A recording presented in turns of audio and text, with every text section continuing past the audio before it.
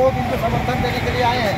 और यहाँ Ranchi press club इनका अभी वहाँ पे सभी प्रेस क्लब से प्रेस आता हुआ राजनीतिक पार्टियां किया था, लेकिन जेल आप जा रहे हैं। यही तकलीफ है, चूंकि सत्ता में बैठे जो सरकार है उसे हमसे ही सबसे ज्यादा डर लगता है, इसलिए हमें जेल भेजकर डराना चाहती है। परंतु ये डर हमारा नहीं है, ये डर सत्ता में बैठे सत्तासीन सरकार और एक एक मंत्रीगणों का है, एक एक विधायकगणों का है, हमारे मुख्यमंत्री का है। विधानसभा अध्यक्ष की तरफ से जो कहा गया कि राजभवन के द्वारा रोका जा रहा है, जो भी 32 खतियाने जो भी विषय है, तो सरकार का मंशा साफ है। सर, ये राजभवन का मामला ही कहाँ बनता है? इससे पहले भी आपने देखी जो 85 वाली नीति आई थी, उसे रवियर जी ने कैबिनेट में लाया और इस निमित्त इन्होंने एग्जाम कंडक्ट करवाया, नियुक्तियां बांटी।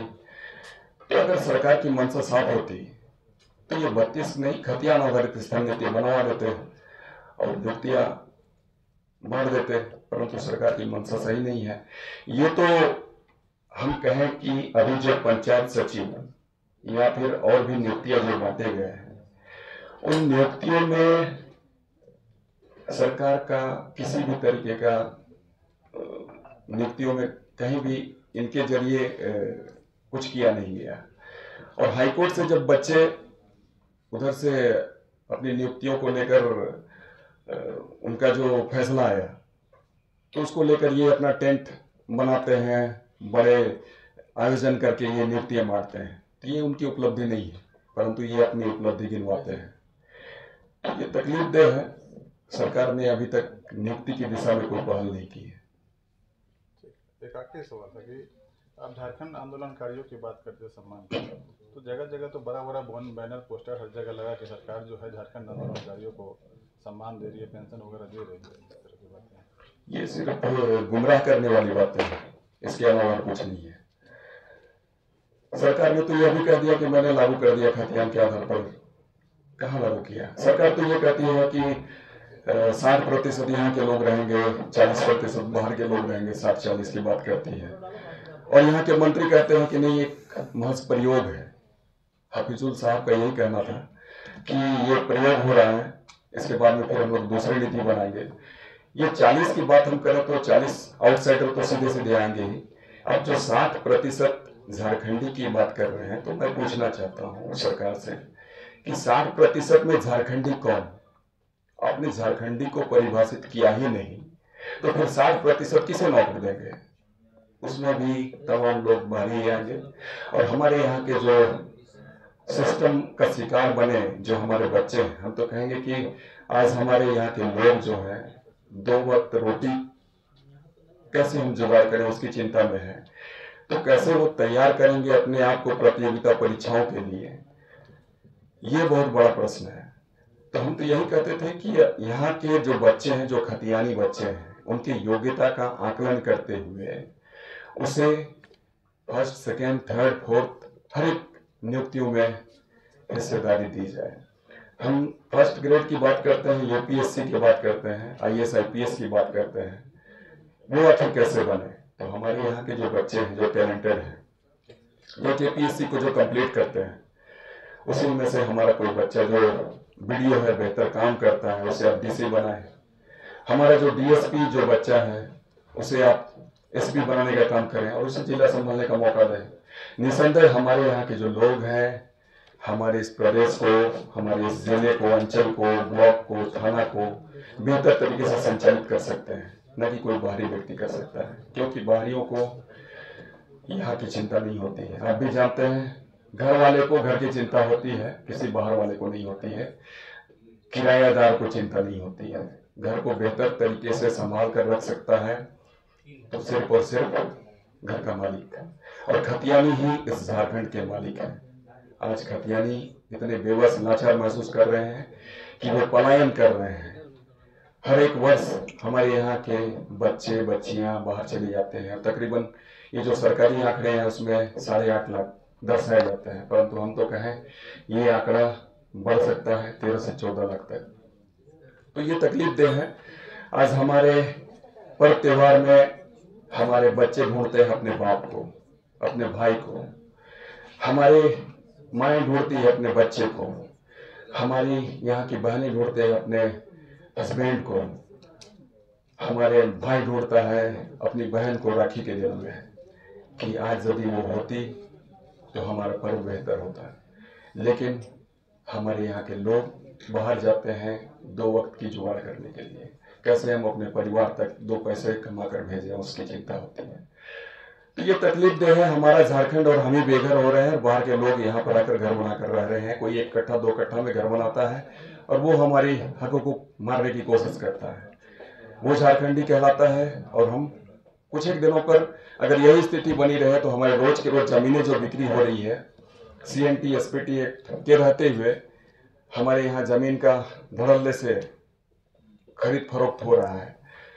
तो खतियान सिर्फ कहने की बात हो जाएगी और हमारे खतियानी जमीन नहीं दिखेंगे। हम सिर्फ खतियान अपने घरों में रखे रह जाएंगे और ये तकलीफ दे होगी आने वाले दिनों में। तो हमें अस्तित्व की चिंता है, अपनी अस्मिता की चिंता है, हमारे यहाँ के खतियानियों की चिंता है और इस चिंता के लिए हमारे हर कदम उठेंगे और बेहतर कदम उठेंगे। अच्छा, पूर्णिमा नीरज सिंह ने कल बयान दिया है कि संविधान में तो ऐसा कहीं कुछ लिखा नहीं है कि यूपी बिहार वाले आके यहाँ काम नहीं कर सकते, यहाँ रह नहीं सकते। और बात जब करते हैं आप लोग बाहरी लोग, बाहरी सांसद, बाहरी विधायक, तो हम लोग यहीं के लोगों से चुन के हमको विधानसभा लोकसभा तक भेजा है। तो ये बाहरी लोग, बाहरी सांसद और बाहरी का ऐसा विरोध किया। बिल्कुल वो सही कहती हैं कि बाहर के लोग भी यहाँ नौकरी कर सकते हैं, क्योंकि नौकरी के लिए तो हमारी नीति नहीं बनी। अगर नीति बन जाती तो पूर्णिमा जी इस विषय को लेकर खामोश रहती। और दूसरी बात है कि पूर्णिमा जी का कहना है कि बाहर के लोग यहाँ पर सांसद विधायक बन सकते हैं, तो निसंदेह बन सकते हैं, क्योंकि अभी तक उस तरीके से संविधान में बनाया नहीं गया है कि सांसद विधायक कोई भी व्यक्ति कहीं भी खड़ा हो सकता है। तो वो अलग इशू है सर। सांसद विधायक आप बन सकते हैं, अलग चीज़ें हैं, लेकिन ये जो नीति बननी चाहिए कि हमारे यहाँ के लोग ही हमारे यहाँ पर नौकरी करें, रोजगार करें, ये हमारे लिए नीति नहीं बनी। इसलिए पूर्णिमा जी भी गर्व से कहती हैं कि कोई भी आदमी कहीं से भी आकर नौकरी कर सकता है। और बाहर के लोग से हम तो बार बार यही कहते हैं, तकलीफ नहीं है, लेकिन हमारे हक हुकूक को अगर मारने की कोशिश करता है, हमारे अधिकारों को कोई छीनने का प्रयास करेगा तो ये तकलीफ दे। और ये इसके लिए जो कठोर कानून बननी चाहिए थी वो सरकार बना सकती है, जो कि सत्ता में बैठी होती है। और सरकार इस विषय को लेकर गंभीर नहीं है।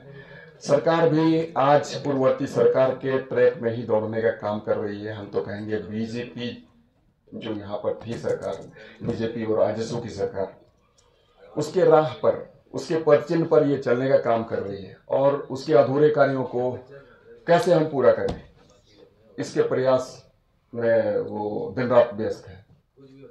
अच्छा, अभी आप जो है हेमंत सोरेन का, हेमंत सरकार का विरोध कर रहे हैं। पिछली बार पहले भी आप जो है हेमंत सोरेन के साथ रहे थे, कहीं ऐसा नहीं कि 24 के चुनाव में फिर से आप हेमंत सोरेन के साथ चले जाए? अभी विरोध कर रहे हैं 24 में साथ हो, गलत 24 की राजनीति की समझ रही है सर। ये गलत चीजों का विरोध हम सदैव किए हैं। आपने देखा होगा 2003 में जब अर्जुन मुंडा जी थे तो उसका हमने विरोध किया, खामियाजा 1 साल जेल। रघुवर जी जब थे, गलत चीजों का विरोध हमने किया सदन में। आपने देखा 3 महीने के लिए हमें सस्पेंड किया गया था। और आज जब गलत चीजें हो रही है हेमंत जी के द्वारा, हमने विरोध किया। आज हमारे विधानसभा को लेकर केस कराया गया, विधानसभा घेराव को लेकर। अब फिर से मैं जेल जा रहा हूँ। तो सर गलत चीजें जब जब होती रही है, चाहे अपने हो चाहे पराए हो, हम तो हेमंत जी को बहुत अपना मानते थे, सबसे ज्यादा सम्मान करते थे उस पार्टी को। आज हम उस पार्टी को छोड़ दिए, सत्ता को छोड़ दिए। ये सर बड़ी चीज होती है, सत्ता को त्यागना। लोग सत्ता के लिए प्रयासरत रहते हैं, तो हमने खतियानी हित में सत्ता को छोड़ने का काम किया है और गलत लोगों को हमने कभी बर्दाश्त नहीं किया। आपने कहा कि 2024 में हम फिर से हेमंत जी के साथ चले जाएंगे, तो ये मुमकिन नहीं है सर।